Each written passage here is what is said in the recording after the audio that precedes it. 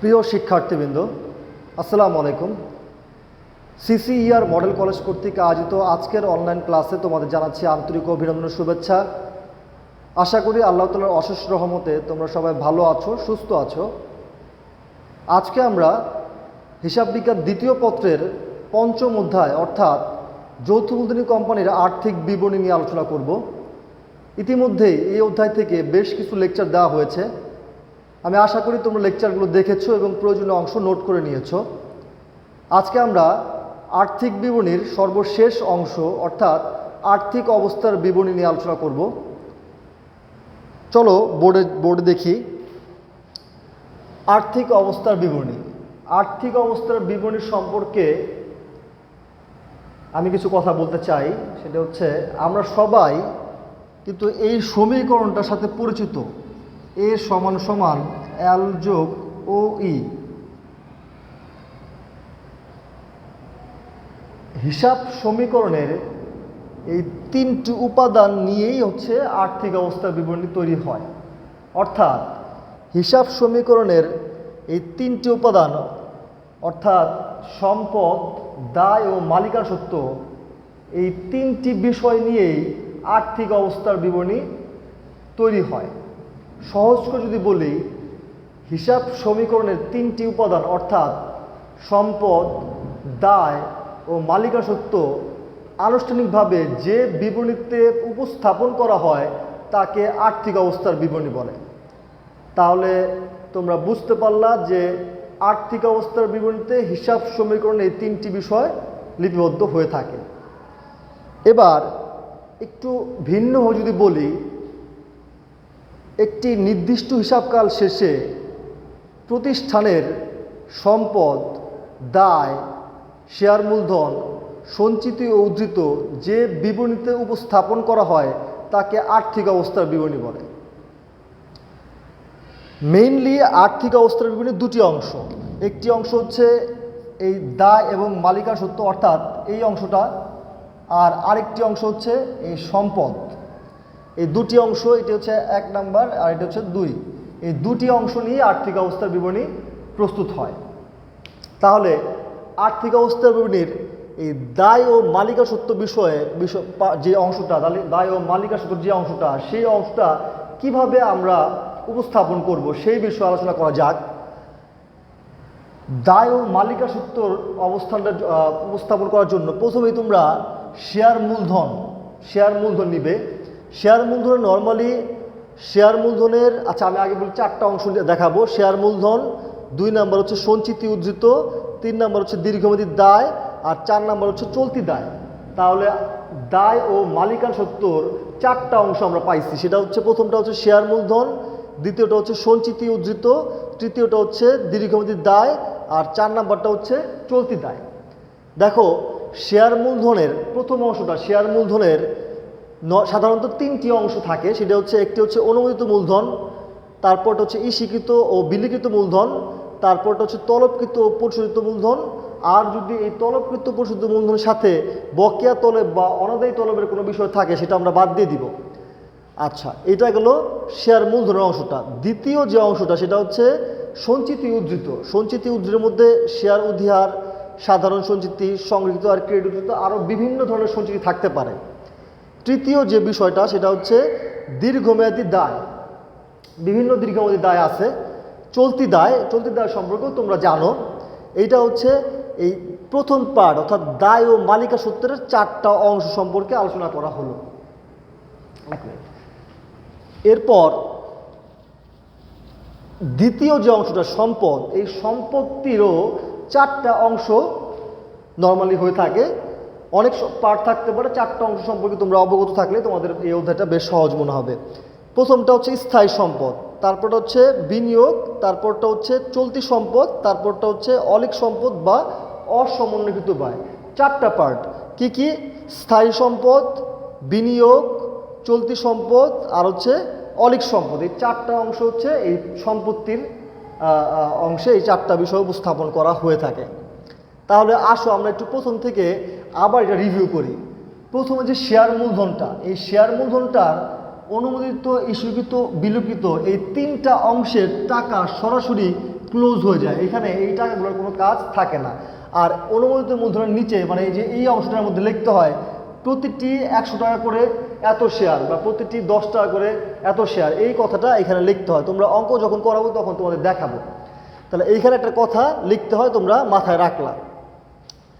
তৃতীয় হচ্ছে তলবকৃত ও পরিশোধিত মূলধন। তলবকৃত পরিশোধিত মূলধন থেকে যদি বকেয়া বা অনাদায়ী তলব থাকে সেটা কি করতে হবে, বাদ দিয়ে তারপর রেজাল্টটা বসাতে হবে। এই রেজাল্টটা কিন্তু ক্লোজ হবে না। দেখো খেয়াল করে দেখো, এই তলবকৃত ও পরিশোধিত মূলধনের যে রেজাল্টটা এইটা ক্লোজ হবে না, এটা এখানে থাকবে। আচ্ছা, তারপরে 2 নাম্বার যে অংশটা সেটা হচ্ছে সঞ্চিতি ও উদ্ধৃত। হ্যাঁ, সঞ্চিতি উদ্ধৃত আমি এখানে লিখছি শেয়ার উদ্ধার, সাধারণ সঞ্চিতি, সংযুক্ত, আরও অনেক সঞ্চিতি আছে, যেমন লভ্যাংশ সমতাকরণ তহবিল, লভ্যাংশ সমতাকরণ তহবিল, সমতাকরণ তহবিল, হ্যাঁ, লভ্যাংশ সমতাকরণ তহবিল। তারপর আছে সঞ্চিতি তহবিল, সঞ্চিতি তহবিল, হ্যাঁ। তারপর আছে তোমার প্রতিপূরক, আরও অনেক আছে, আরও অনেক তহবিল আছে। এর মধ্যে প্রতিপূরক তহবিল, সিঙ্কিং ফান্ড, হ্যাঁ, আরও অনেক আছে। প্রতিপূরক তহবিল, প্রতিপূরক তহবিল, অনেক সঞ্চিত তহবিল থাকতে পারে। এর মধ্যে এখানে দেখতে পাচ্ছ 3টা, আর এখানে 6টা। হ্যাঁ, তোমরা বই থেকে আরও অনেক সঞ্চিত তোমরা দেখে নিবা। আচ্ছা, এইটা গেল। এইটা যাওয়ার পরে পরের যে অংশটা সেটা কি, সেটা হচ্ছে এটার অপরের অংশ হচ্ছে দীর্ঘমেয়াদী দায়।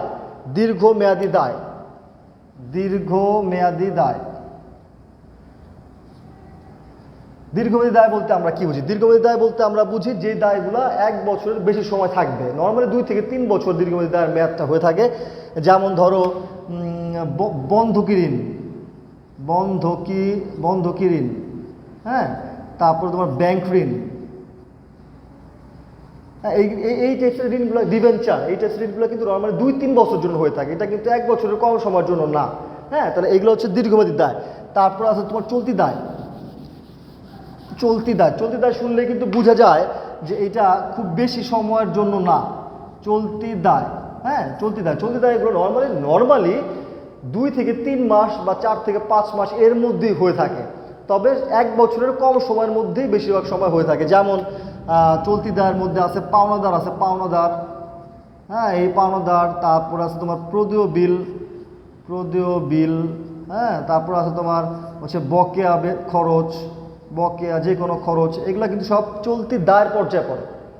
আরও অনেক চলতি দায় আছে, তোমরা তোমাদের টেক্সট বুক থেকে এগুলো দেখবা, প্র্যাকটিস করবা। হ্যাঁ, আচ্ছা, তারা এটা গেল।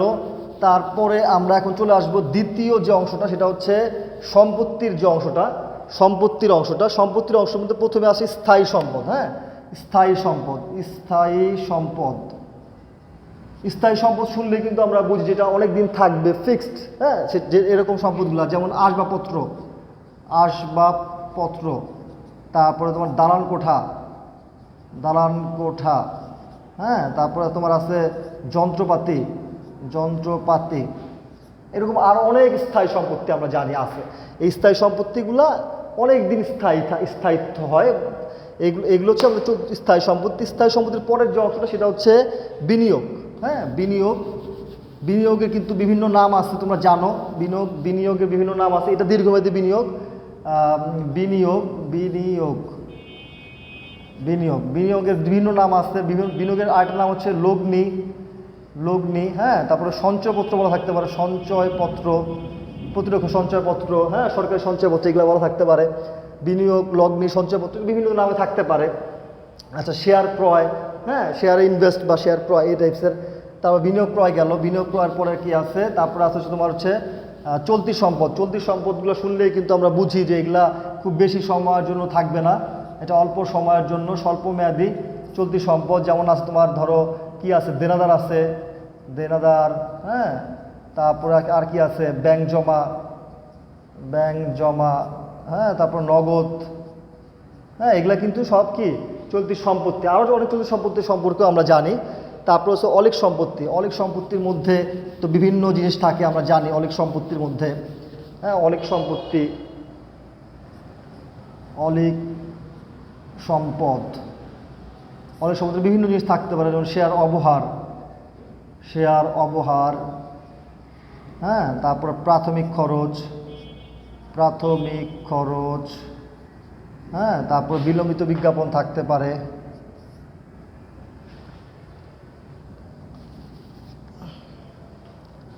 হ্যাঁ, তারপরে 3 নাম্বার দালালের অবলেখকের দস্তুরি, লেখকের দস্তুরি, হ্যাঁ, বিলম্বিত বিজ্ঞাপন অন্যান্য সম্পদ বা এখানে বসানো যেতে পারে। তাহলে এই সবগুলো আমি তো অল্প অল্প উদাহরণ দিয়েছি, হ্যাঁ, 2টা বা 3টা করে দিয়েছি। তোমরা তোমাদের টেক্সট বুক থেকে আরও বেশি উদাহরণ দেখবা। আর তোমাদের যেটা আমি সাজেস্ট করবো সেটা হচ্ছে, যেটা বলবো, তোমরা প্রথমেই এই ছকটা খাতায় নোট করে ফেলবা, খাতা লিখে ফেলবা। লিখে এটার স্ট্রাকচারের মধ্যে যে আইটেমগুলো আসে, কিওয়ার্ডগুলো আসে, এই কিওয়ার্ডগুলো তোমরা ভালো করে মুখস্থ করে ফেলবা। হ্যাঁ, মুখস্থ করার পরে আমি জানার চেষ্টা করবো, ধরো আমি একটা কিওয়ার্ড কি, স্থায়ী সম্পত্তি। স্থায়ী সম্পত্তি আমি জানি যে সম্পত্তির 4টা অংশ, এর মধ্যে স্থায়ী সম্পত্তি একটা অংশ। স্থায়ী সম্পত্তি কোনগুলো হতে পারে এগুলো একটু দেখি, চলতি সম্পত্তি কোনগুলো হতে পারে এগুলো আমরা একটু দেখি। এগুলো সম্বন্ধে একটা সম্যক ভালো ধারণা নেওয়ার পরে যখন আমরা পরবর্তীতে অধ্যায় মানে সৃজনশীল অঙ্ক করতে যাবো, তখন তোমাদের কাছে সহজ মনে হবে। স্টুডেন্টদের মেইন প্রবলেম হচ্ছে ওরা এই অধ্যায়গুলোর যে বেসিকটা ভালো থাকে না, বেসিকটা ভালো না থাকার কারণে এই অধ্যায়টা আনসার করতে চায় না, বা আনসার করতে গেলেও এটা সঠিক হয় না। তো আমি বলবো তোমরা বেসিকটা ক্লিয়ার করে নাও আগে, তোমাদের হাতে পর্যাপ্ত সময় আছে, তোমরা বাসায় একটু স্টাডি করো, হ্যাঁ, সবচেয়ে বেটার হয় তোমাদের জন্য এটা। ঠিক আছে, আজকে এই পর্যন্তই, সবাই ভালো থাকো, আল্লাহ হাফেজ।